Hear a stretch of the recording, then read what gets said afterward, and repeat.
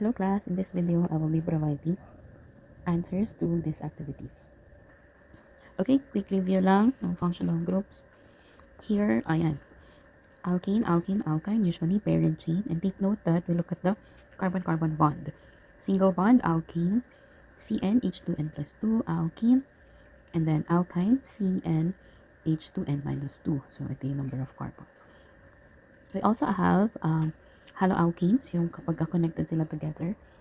Or nagpo-form sila ng cycle na hindi kamukha ng arenes or ng benzene. This is benzene ring. Usually, these are aromatics. Then we have the benzene, the substituent. This is called phenyl. Okay. Alkyl halides, ito yung mga halogens. Fluorine, chlorine, bromine, and iodine. Alcohol, OH, all. Aldehyde, CHO. Al, ito yung methanol, pentanol, and so on. Ketone. Ang ketone ay merong double bond sa O. So, tinadagdagan natin ng O. Halimbawa, acetone. Okay? Or pentanone. Carboxylic acid, COOH, is a combination of ketone and alcohol. So, yan ay oic acid. Then, we have amine. Kapag may nitrogen and hydrogen, usually yan yung amine. Amine naman, or amide, kapag may CO, and then amine. Ester, double bond with C and then may O. Ito yung ester link. So, we have alkyl and then OH. Ether, kapag may O sa gitna. Then, we name it as oxy for the R prime and then R for the parent chain. Pinagkaiba kapag ester, ito yung katabi ng O. Yan yung una. Dito naman, yung shortest. Kasi we consider this as the parent chain, yung R. And then, we have thiol. Okay? And then, pwede siyang thio or capto. And take note also na meron tayong what do you call this? Priority. So, yung by priority natin ay nakadepende dito sa table. Okay? So, has something to do with their functions or reactivity. So, halimbawa, carboxylic acid and then alcohol. So, pinakamataas sa list yung carboxylic acid. Mas priority siya kumpara sa alcohol. Okay? Ayan. Kung ano yung mas priority, yun yung nakakakuha ng suffix para sa parent carbon chain.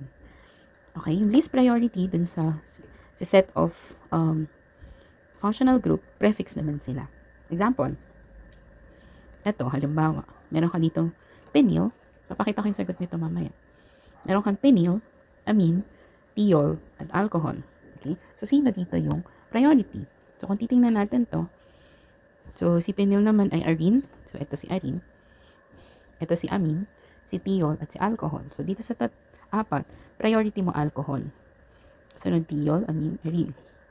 So, sa parent chain, all dapat yung kanyang suffix. And then, etong mga to, ano na lang sila? Prefix na lang sila. Okay? So, halimbawa, ito. So, kung isusulat natin to using bond line, 1, 2, tapos, ito ay 1, 2, 3. Tapos, dito ay may OH. Tapos, dito ay may ganito. Tapos, dito ay may OH pa. Tanggalin muna natin yung number. Okay. So, yung OH na to ay kasama ng nito. So, ito ay carboxylic acid. Okay. Carboxylic acid. At ito ay alcohol. So, kung titingnan natin dun sa table, pinakamataas nga dyan yung carboxylic acid. Tapos, ito yung alcohol. So, priority natin, oic acid. Kapag tinutukoy natin na priority, kapag nag-name tayo, andito yung most, at dito yung least. Priority. Okay? So, ito ay nasa dulo ng parent carbon chain. Parent carbon chain. So, yung kumukuha ng suffix. So, sa dalawa, dapat ang suffix mo ay yung oic acid. So, kung i-name natin to, carboxylic acid siya, tapos ilan yung carbon? 1, 2, 3. So, yung hydrogen, hindi siya on. Kukunin niya hydroxy. So, nasan siya? Nasa 2. 2 hydroxy. Tapos, 3 lang yon. So, propane, propanoic acid. So, with that, ito yung alcohol mo. Okay, at ito naman yung COOH. Ito yung OH. Okay, next. Ito. Ito naman ay meron kang, sundan na natin yung nakasulat. This is your amine, alcohol, and then thiol. So, ito sila, tatlo. So, by priority, alcohol, tapos greater priority, and the least is amine. So, dapat ito ay may prefix. Ito yung all. Suffix. Ito naman dalawa ay magiging prefix. Anong prefix ng thiol? Mercapto, tsaka amino. Ito ay magiging mercapto. Ito ay amino. Okay, kapag magna-number, depende dun sa pinakamalapit sa priority. Alcohol. So, dito, drawing natin siya ng bond line. Magiging, ito yan, 1, 2. Tapos dito ay may OH. Tapos, 3, 4. Tapos dito ay may, so ito ay 1, 2, 3, 4. Tapos dito ay may SH for the thiol. This is my amine. And H2. So, 4. So, paano i-name? So, we start with the least priority, which is the amine. So, magiging 4 amino. Oops, check natin. Amine muna, and then mercapto. And then we arrange them alphabetically. Okay? So, magiging, this one, 4 mercapto, 3 amino, and then butanol. So, pag ganun siya. Okay? So, ayun. Okay, let's answer yung activity. So, ito muna. Okay. So, ito ay may, sa gitna. So, ano to? So, this is ether. Okay. So, ether. So, ether kasi R-O-R. Ganyan siya. So, pag drawing bond line, 1, tapos may 1, 2. So, that would be methoxy ethene. So, siguro naman alam na yung 1, 2, 3, 4, 5, met, et, prop, but, pent, hex, hept, oct, non, dec. So, this is 6, 7, 8, 9, 10. Okay, next, we have here, bibilugan ko ng red yung, ng violet, yung functional group. Dito, ito yung functional group, COOH. So, that is carboxylic acid. So, carboxylic acid, count the number of carbon. We have here 1, 2, 3, 4, 5, 6. Kaya, hexanoic acid. In this case, no need for the number kasi nasa dulo naman. So, nasa 1. Next, we have here this, which is an alcohol. Then we have 2CH3.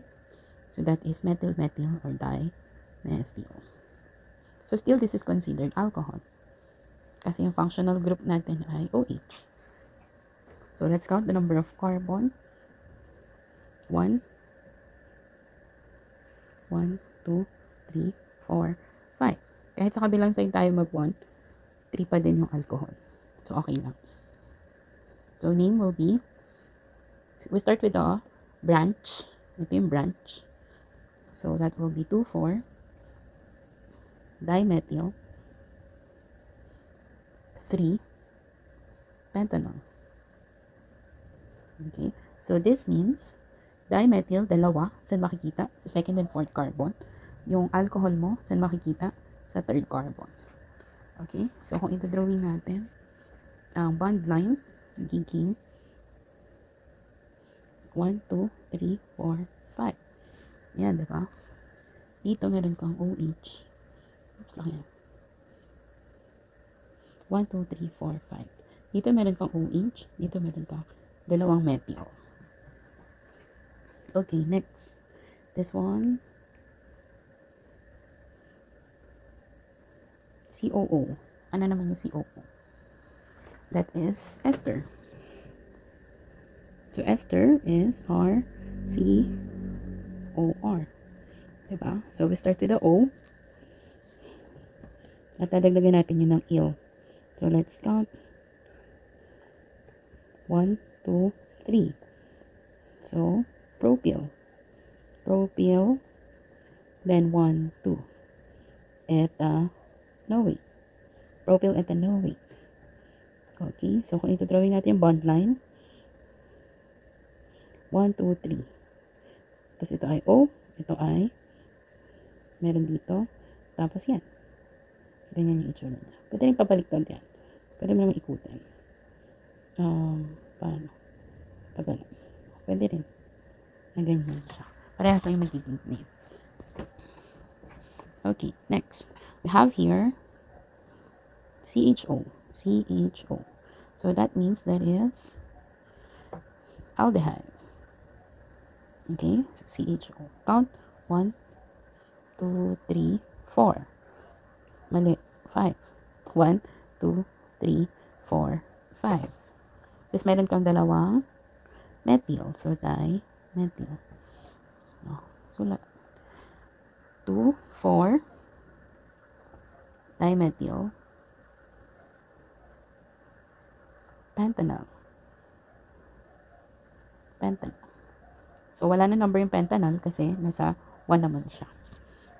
Okay, next. This one.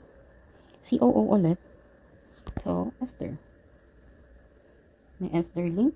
Count the number of carbon. 1, 2, 1, 2, 3, 4. So, we start with the O. So, drawing natin yung bond line. Ito yung O. Meron ka ditong 1, 2. Sa kabaling side, 1, 2, 3. Ayan. Kasi pag nag-number ka dyan, 1, 2. Tapos dito, lalagyan natin ng double bond with O. O, kala niyo tapos na. Okay, count. 1, 2, 3, 4. Ester link, kaya we name the first one ethyl butanoate. Ethyl butanoate. Next, this one. Okay, so this is COO then. COO. Bakit? This one is carbon. Yeah. Okay, we started naming the O. This is our 1, 2, 3, 4. And then you have here methyl. The other side, 1, 2. So that will be ester. Okay, and then we have 3 methyl, butyl, ethanoate. Okay.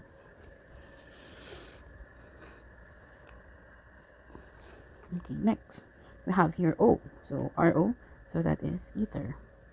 So you count 1, 2, and 1, 2, 3, 4. So we start with the smaller one. Ethyl, ethoxy, ethyl butyl ether, or ethoxy butane.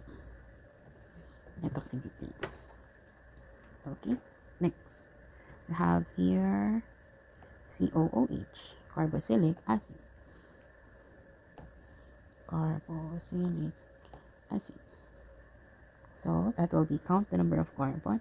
1, 2, 3, 4, 5, 6. Then we have 1, 2. So this one is ethyl. Nasaan siya? Nasa third carbon. So 3 ethyl hexanoic acid. Okay. Dimethyl propane. So ito ay alkane. Propane is this. Tapos may methyl tayo. Ganyan na siya. So, I forgot anong tawag na dito. Basta parang ganyan yung itsura niya.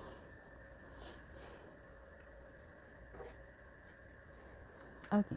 Next, we have, gawin natin tong E para hexene, para may purpose yung 2. Chloroethylhexene. So, chloro, that is alkyl halide. Hexene, 1, 2, 3, 1, 2, 3, 4, 5, 6. Tapos, lagyan natin ng double bond sa 2. Tapos, may ethyl daw. So, 4, 1, 2, 3, 4, 5, 6. Tapos, sa 3, may chloro. Tapos, sa 4, may ethyl. Okay, heptanone. So, 7. Tapos yung heptanone makikita sa third carbon. So, we start with heptanone. 1, 2, 3, 4, 5, 6, 7. So, dito na lang tayo mag 1 para nandito yung O.